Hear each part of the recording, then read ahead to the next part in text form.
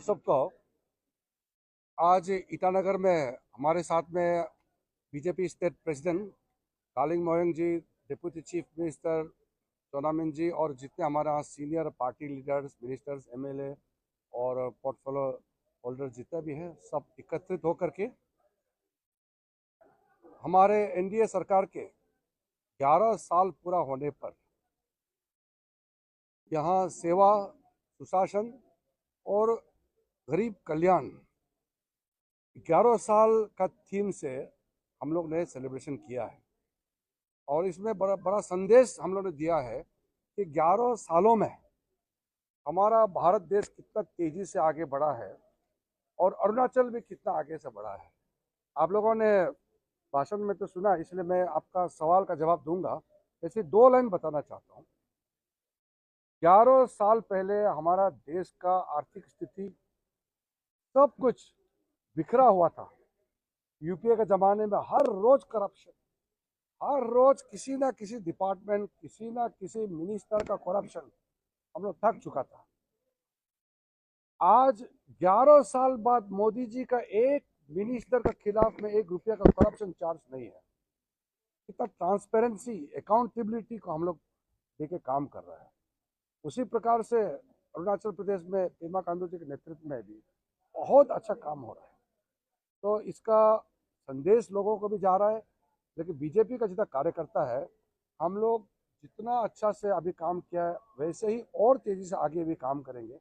इसलिए 10 साल पहले अरुणाचल में ना हमारा कोई बॉर्डर रोड्स ठीक था, ना हमारा नेशनल हाईवे था, ना एयरपोर्ट था, कुछ भी नहीं था।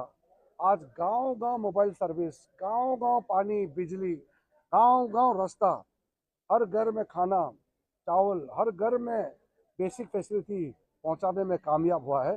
ये मोदी जी का लीडरशिप में हम लोगों ने बहुत मेहनत करके भारतीय जनता पार्टी और एनडीए सरकार ने काम किया है।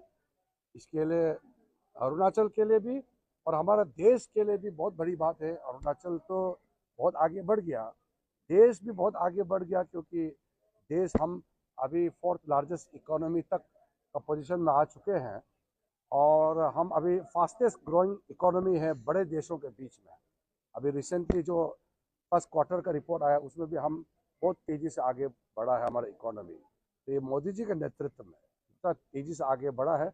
इसलिए मैं पूरे बीजेपी परिवार को भी बधाई, अभिनंदन और देशवासियों को भी मोदी जी के नेतृत्व में इतना काम हुआ है उसके लिए अभिनंदन करना चाहता हूँ। ऐसा है, आपको ये चीज़ को ना आप लोग भी थोड़ा केयरफुली बोलना है, हम लोग भी केयरफुली बोलना है, क्योंकि नहीं तो गलत मैसेज जाएगा। सीएम साहब ने कहा है पब्लिक से पूछ के कंसल्टेशन करके फिर आगे बढ़ेंगे। पब्लिक में कभी होता है 90% एग्री करेगा, 10% एग्री नहीं हो सकता है। कभी 50% एग्री, 50% एग्री नहीं हो सकता है। लोकतंत्र में 100% कभी होता नहीं है।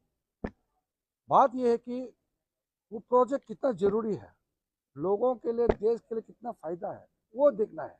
मेरा ये मानना है कि हम लोग लोकतंत्र में विश्वास इस चीज़ का करता है कि जो भी काम करेगा हम लोग बता के करना है और लोगों से बातचीत करके।